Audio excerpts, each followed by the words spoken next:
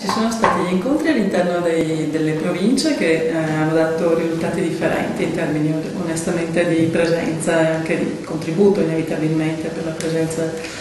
E poi per parte nostra, come Partito Democratico, abbiamo voluto fare anche dell'altro. Ci siamo, dopo aver steso diciamo, alcuni elementi fondamentali caratterizzanti la nostra bozza, insomma, quindi abbiamo cercato di lavorare un po' adesso senza voler dare particolare valore alle nostre umilissime persone, però insomma con un ragionamento che in qualche modo potesse pensare a un elemento costituente, quindi a una, così come hanno fatto i padri fondatori insomma, della Repubblica con la Costituzione del nostro Paese. Credo che valesse la pena di pensare ad un articolato che contestualmente fosse un articolato che permettesse, come dire, un lavoro certamente relativo a quel 116, insomma, nel titolo quinto, che ci ha visti come regioni interessati, diciamo, a questo modello di nuovo modello federalistico, quindi a questa,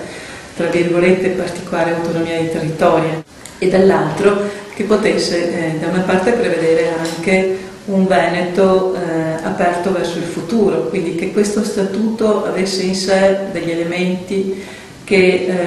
potessero risultare utili a configurare in qualche modo un Veneto per i prossimi anni, i prossimi decenni. Quindi per certi aspetti non troppo legato, non troppo limitato, non troppo quindi disegnato precisamente, ma proprio lasciando aperte delle soluzioni, ma proponendo anche che fosse propulsivo, cioè che potesse prevedere effettivamente di dare indicazioni e lasciare poi alle legislature che si susseguiranno il riuscire a rendere più proficuo un lavoro su tutti i vari temi. Troverà nel nostro statuto particolari riferimenti naturalmente all'Europa, elemento che non c'era, non era così caratterizzato nello statuto del 70, così come troverà particolare attenzione nei confronti di immigrati, giovani, donne. Un particolare rilievo lo ha anche l'aspetto dell'università, rapporto lavoro, scuola, innovazione, ricerca, centri di ricerca, centri universitari, le questioni territoriali, cioè il Veneto come ha cambiato in questi 40 anni. Siamo andati da un Veneto agro, cioè quasi pseudo-agricolo e comunque insomma in quella fase competitiva che era successiva agli anni 60, dove la produzione era l'unico elemento diciamo, di valutazione di ricchezza per il futuro, ha un atteggiamento di molta maggiore responsabilità rispetto a un territorio, insomma. E quindi da una parte una fotografia che leggesse un territorio molto diverso, e abbiamo identificato 3 aree, offrendo per queste 3 aree 3 soluzioni diverse.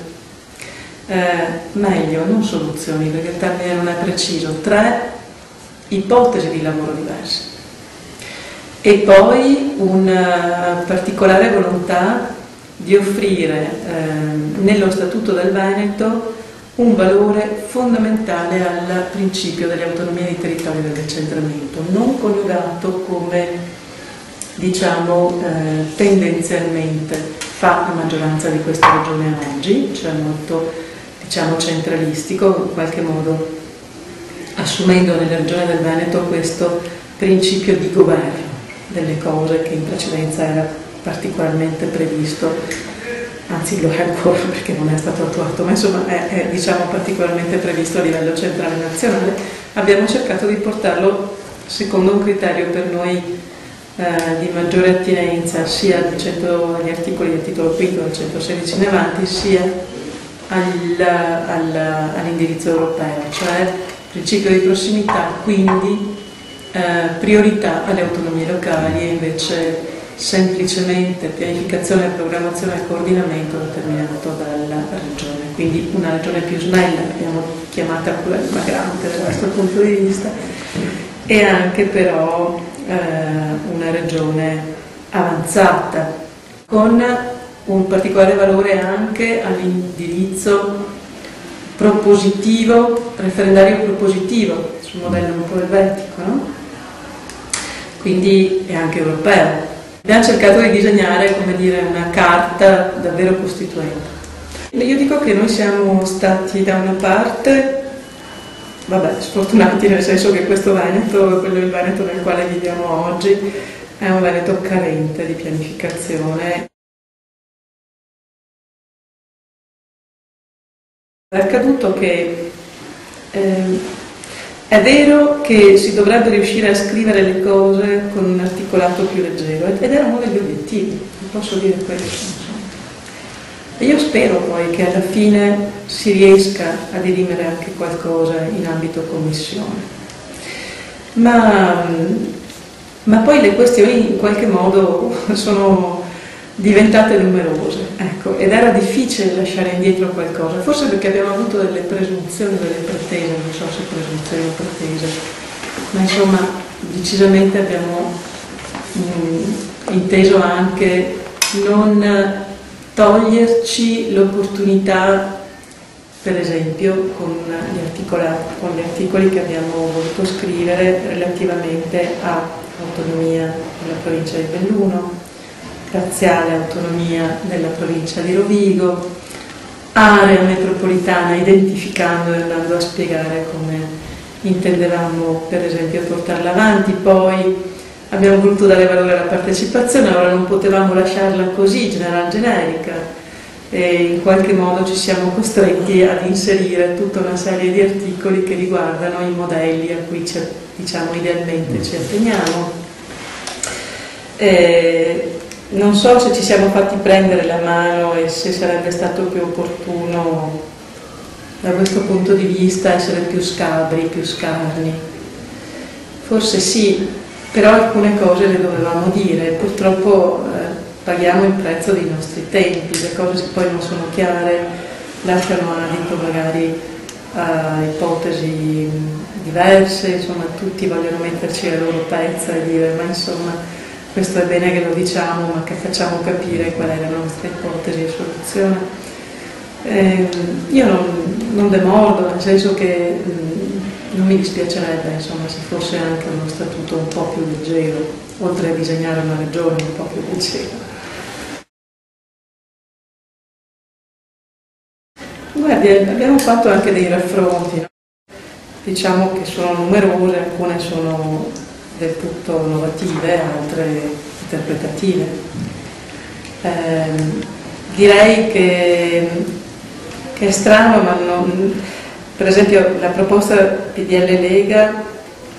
è vicina a noi su alcune questioni che riguardano per esempio non so, per esempio le commissioni di garanzia, oppure il garante dei diritti della persona, l'iniziativa legislativa popolare, insomma la specificità della provincia di Belluno, però con l'UDC vi sono altre vicinanze, per esempio.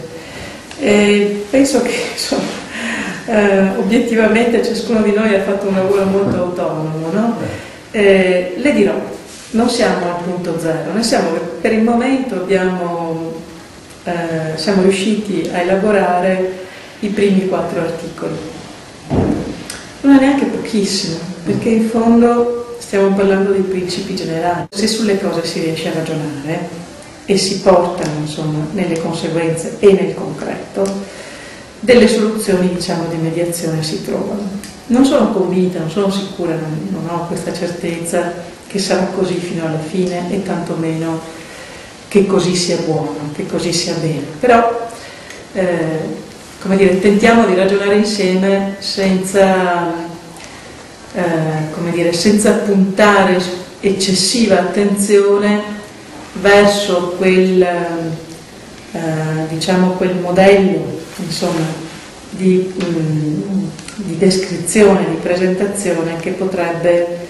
fuorviare alla fine.